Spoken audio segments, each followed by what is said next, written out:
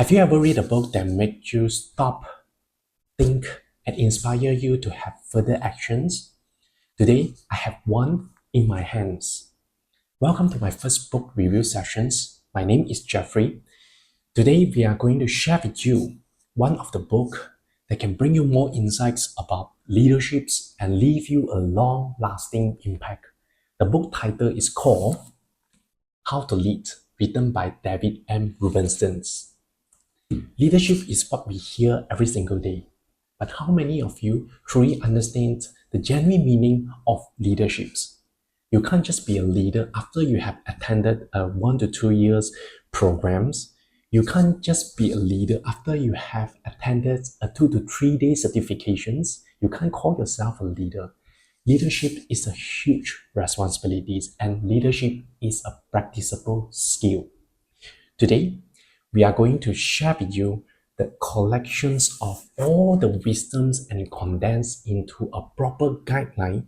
All of the guidelines have been written in the book How to Lead by David M. Rubenstein after the collections of the interviews with the world's most reputable achievers and leaders.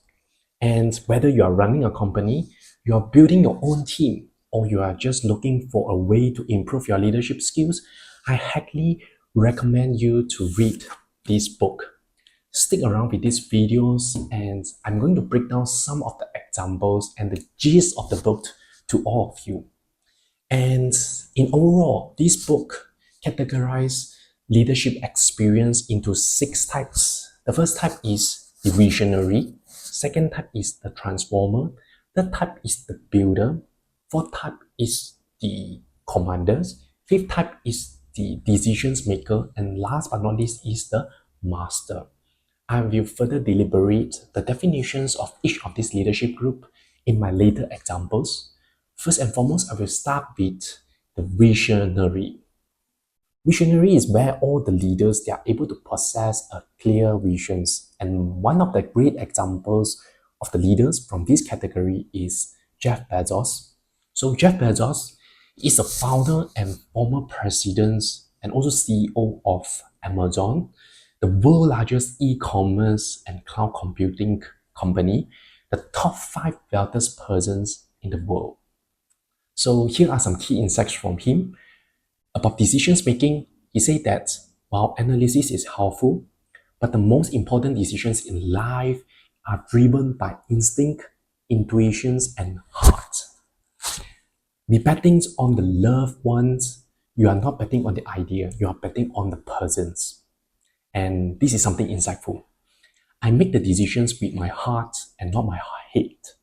I want to minimize the number of regrets that I have in my life.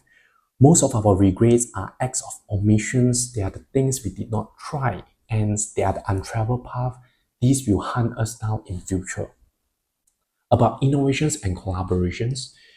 About innovations involves presenting ideas, addressing objections, and improvising them through collaborations.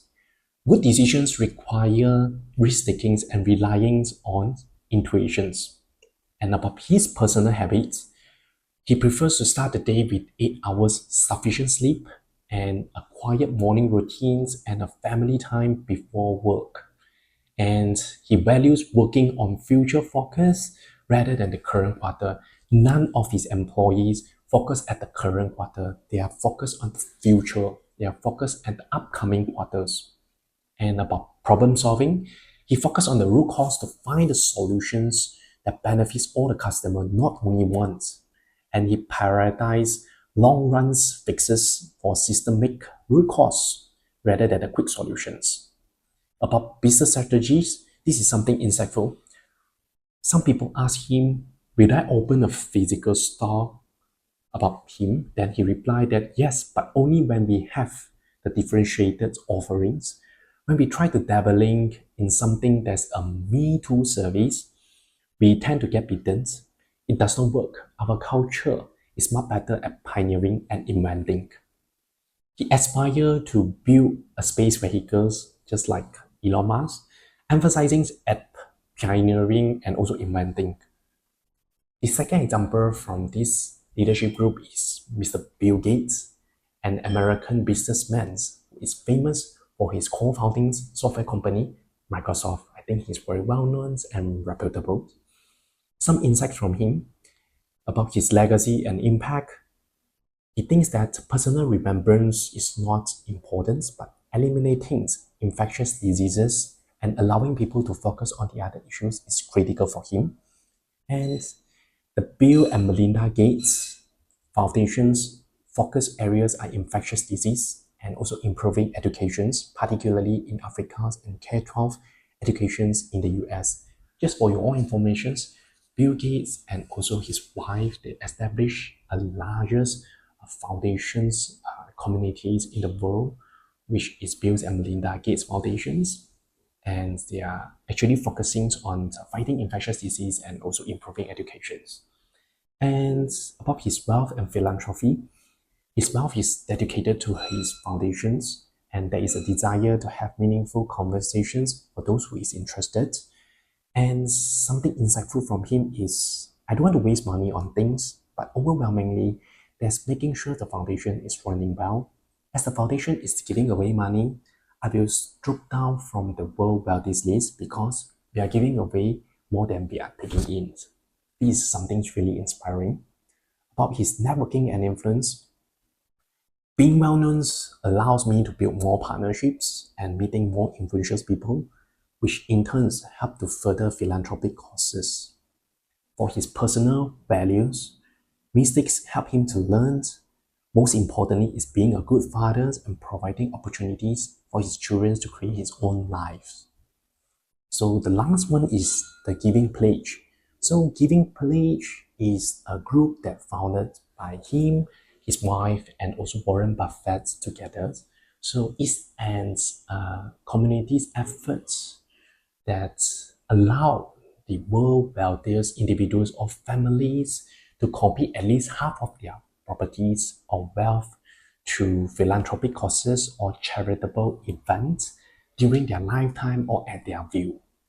So he has this group together with him. And yep, that's all the examples from the visionary groups. And now we are going to proceed to the second leadership categories, which is the builder. The builder is the leaders believe in developing their skills to see growth. The first example we have is Ken Griffin, one of the richest persons in the world, the founder and CEO of Citadel Securities' largest market makers in the US. About his delegations and trust topic, he shared that success over the past 30 years is attributed to learning how to delegate and trust skilled individuals' judgments. It's not possible to do everything alone.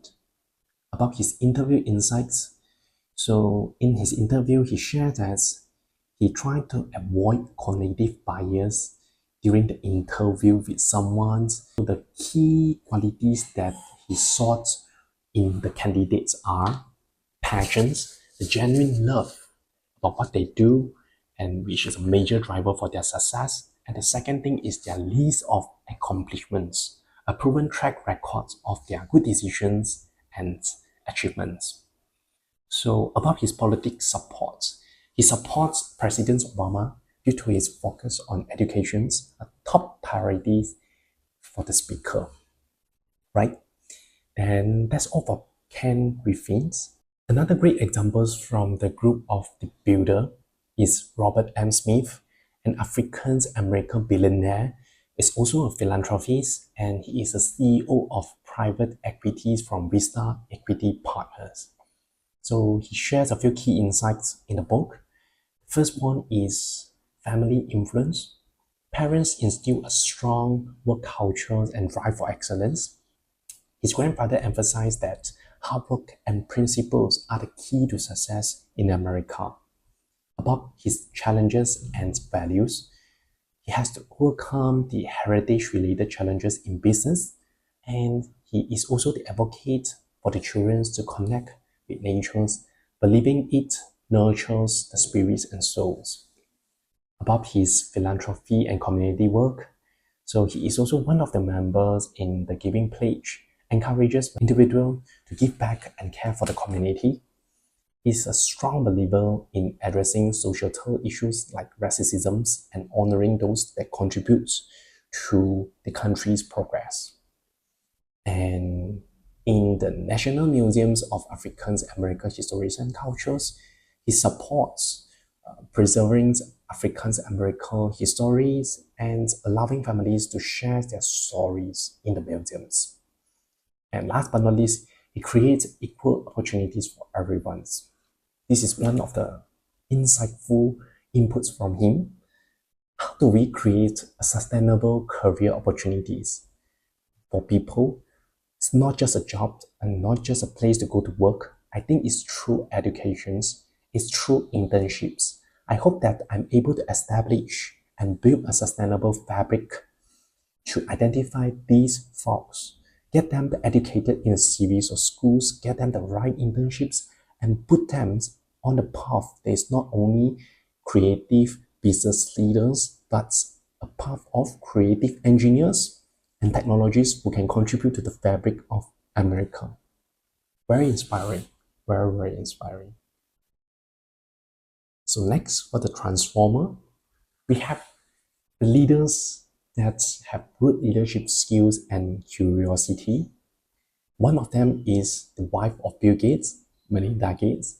So she is the co-founder of Bill and Melinda Gates Foundations and the world's largest private charitable organizations, as I mentioned earlier, and also the ex-employee of Microsoft. This is how she met Bill Gates, right? So about her insights is empowering women. Lifting up women helps to improve entire communities and in countries, despite the forces putting down women down globally, but empowering them has a transformative effects. About gender bias in data, we think that data is often biased, including in fields like computer science, where women have dropped out disproportionately. Personal computers and gaming were marked primarily to boys, creating a feedback loop that pushed women away from the technologies. About philanthropy role, as I mentioned earlier, philanthropies can take risks and experiments in ways governments cannot. One successful government can scale up the proven solutions. And the last insight from her is we can try things. We can experiment with our own money where you would not want the government to experiment with the taxpayer money. We have to prove it out. Then it's up to the government to scale up. We feel that philanthropy with government, with private sectors, and with non-government organizations, there's a set of partnerships and ecosystems that can do the best for the world. Very inspiring, such an impeccable statement. And the next examples from the Transformer, we have Indra Nooyi, an Indian American business executive, the former CEO of the well-known brand PepsiCo. She was grounded by her parents, especially her mothers, and learned to be respectful and humble. She regularly wrote to the parents of her senior employees, giving them a type of report cards or a positive information and message about how their children were performing in the company. This is such a meaningful work from a leader, And I think that listening is a crucial skill in business aspect. And then even though a small idea can lead to a big success. The last 7 years has been particularly challenging for CEOs because requiring expertise in foreign policy, technologies, and leaderships in multiple levels. And this is something funny, which is also inspiring. She shares an emotional connections with her husband, who playfully wishes he were at the higher priority list. That her husband tell her, your list is PepsiCo, and the kids, and then your mom, and somewhere in the bottom, I sit there. I keep telling him, from Indra Nooyi. You are on the list. Just be happy that you are on the list. But he knows that I love him. He knows that he is my rock, he is my life, but he likes to be higher up on the list. Okay, so that's all from the transformer. The next one is the decisions maker, the leaders who are brave and conscious of the impact of choices they make. The first one, Nancy Pelosi, the 52nd Speaker of US House of Representatives. She was the first woman elected as US House Speaker and the first woman to lead a major political party. She remains in the political arena to serve as a role model for women, knowing they are watching her as a fight for the cause she believes in, such as climate change, economic vitality, and education. Leadership involves in trusts of your area of expertise, transferring the skills across different fields and drawing people into your orbit to advance your goals. When making judgments, whether the candidates or the presidents is all based on evidence, facts, and knowledge. And the fourth insight she shared, she encouraged women to be fearless, know their power, and fight for what they believe in. The last insight is her motivations moved from housewife to a house speaker was driven by the issues of child poverty. With 1 in 5 children in Africa living in poverty, this cause continues to drive her every single day. Another example from the decision makers group is Dr. Anthony S. Fauci, an American physician, scientist, and immunologist, ex-director of National Institute of Allergy and Infectious Disease in US. He said that as we move through the modern times, challenges shifted from the infectious disease to also surviving harsh environmental diseases. Before vaccines and antibodies in the 17th to 19th centuries, many children died, lowering life expectancy. But improvements in life expectancies today are not only due to conquering the infectious diseases, but it's due to the management of non-communicable diseases. His idea in leadership is effective leaderships must be clearly articulating your visions and goals to those people that you lead. And last but not least, the speaker feels that he will still be as effective as ever in his role, having both energies and experience, and will continue until they no longer feel that it's as effective. Such inspiring leader. So the next group is the master. The master's categories is the leaders that are able to possess a high self-confidence and believe in a never-ending quest for an unachievable goal. So one of them is Jack Nicklaus, an American professional golfer and golf course designer, one of the greatest golfers in the world. He believes that he has achieved many records and there is always room for improvements. He appreciates the golf for its continuous potentials for betterment. Records are meant to be broken. And he finds that golf stimulates his creativity, and he has 5 children who are aware of his achievements, and 2 children questions why he didn't push them harder during their youth in golf. And he responded, he wanted to introduce them the game, but without pushing them harder in the game. So the second last is he emphasized on the children want to pursue the games that excel. And his greatest aspiration is to see his children and grandchildren to progress and thrive. The second master leader is Yo-Yo Ma, one of the most visible American Charlies, raised and educated in New York. So he's a masterist in music.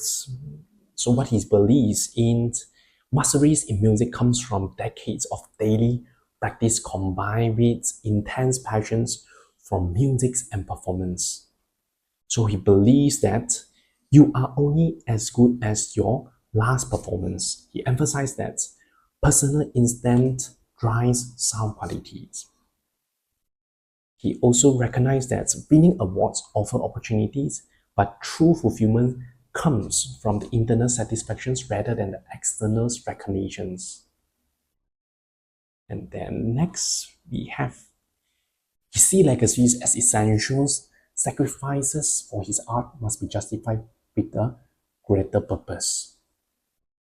So, last but not least, he feels a responsibility to prove his contributions, even in a small way, are meaningful to the society and humanity.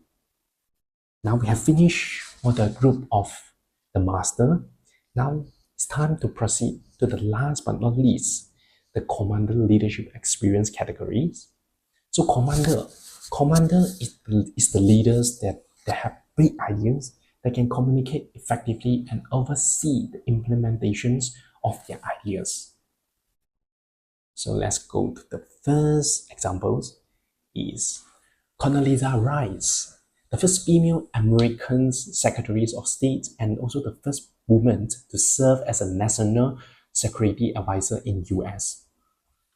She aims to help the new generations of students to think critically without imposing her views on them. He emphasized that integrity is essential for effective leaderships. Losing trust means losing everything. He stressed on the importance on humility, warning against dangers of arrogance and hubris. He says something which is very meaningful, something that I particularly tell minority kids and women and others who are from populations that have been in one way or other marginalized. My father once said to me, if someone does not want to sit next to you because you are black, that's fine, as long as they move. In other words, don't take somebody else's prejudice on you. It's their fault. Their problem is not your problem. Don't be disabled by the people who may have prejudice. Next examples, the leaders, we have General Colin Powell. He's the 65th United States Secretary of State, the first African Americans to hold the office. He says something which is very meaningful. Somebody framed the quote and gave it to me the day I made a brigadier general, and it has been on my desk ever since. To this day, is there. If you come to my office now, you do see it. It's always reminded me that your job, Powell, is to take care of the horses. Don't worry of being a brigadier general. Take care of the horses, the soldiers, the employees, the clerks, the students, the faculties, whether it takes to be successful in whatever it is you are trying to achieve. Very inspiring and it's very impeccable statements.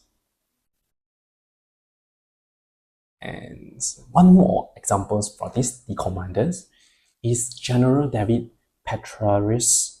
So one more example for the commander is General Petraeus. He's a retired US Army general. So in leaderships, he shares that it involves 4 key tasks. First, formulating big ideas. Second, effective communications. Third, oversee the implementations of the ideas. And fourth is refining the ideas and repeating the process.